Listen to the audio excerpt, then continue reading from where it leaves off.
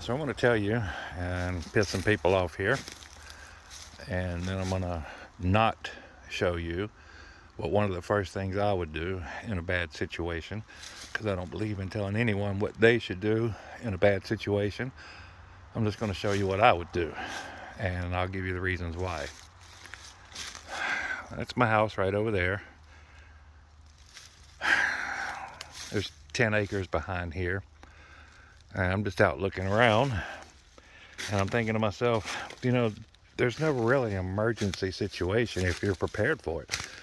There's some really bad things that happen, but if you're prepared, it's not such an emergency as it is just a bad day. Now, I know you break your ankles, you get in car wrecks, things like that. I'm talking about just in general. What I'm more concerned about is you're out in the woods, you're lost, you're turned around, you don't know where you're supposed to go, what you're supposed to do. The first thing that you need to do is shut your brain up. You didn't walk that far to get lost. Don't just go running in a panic, because with the adrenaline and everything, you can run 3 or 4 or 5 times the distance that you think you've run. So first things first, shut the panic up and assess your situation. Now, we know that my house is right over there. I'd like to show you something though about where I live at. You see that right there on that tree? You see that there are some branches falling, but nothing on that side. You walk right over here, I'm seeing another tree. This one's a little fresher. You can actually see the scratch marks in it and peeling. There is a bobcat. I saw him the other morning when I was coming out from work that lives around here.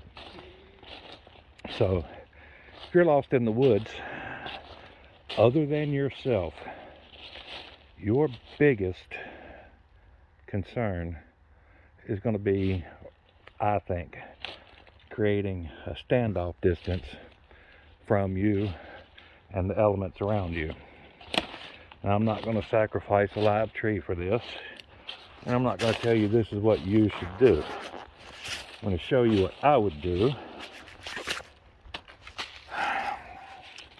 Right, first thing, after I've already established that, hey, I'm lost, this tree is actually dead, we want to get rid of these things right here that can hurt your little hand. And this is extremely difficult. One of these days, I guess I ought to invest in a tripod. So this tree is dead, but it's not useless. And let's see if I can do this one-handed with one whack without sacrificing myself. There's a nice sharp tip on it. Nice. Oop! I didn't mean to show the brand name on it there. I don't give people free advertisement, and I don't take money to hawk people's stuff. So, now that that's done, don't bust my butt on the wet leaves.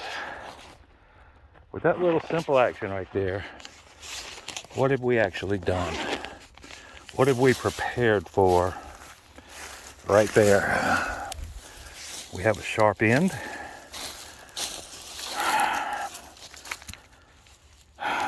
Your grandfather would have had one of these with him on his way to school. It's not too tall, it's not too long, but what we've done is prevented one of my biggest threats right now would be the bobcat. There's also bears around here, black bears in my area. I've created a standoff distance. I've created an extra way to balance. I've created a way to take some of the weight off of my back and legs and feet. I can test how deep the water is.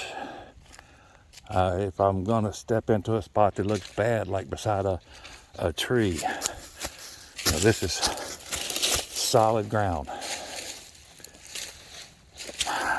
It's a walking stick. It's sharpened on one end. It's not going to break. You run up on a dog, a wild boar, anything, you can keep that animal at a distance away from you. And it was so hard to create this thing. I mean, you really got to practice at it. It's really tough to find a stick that ain't going to break and chop it and put a sharp end on it. It's really difficult. You need to practice that. So one of the first things I would do after I shut my brain up, and I've committed myself to, okay, I'm going to be walking.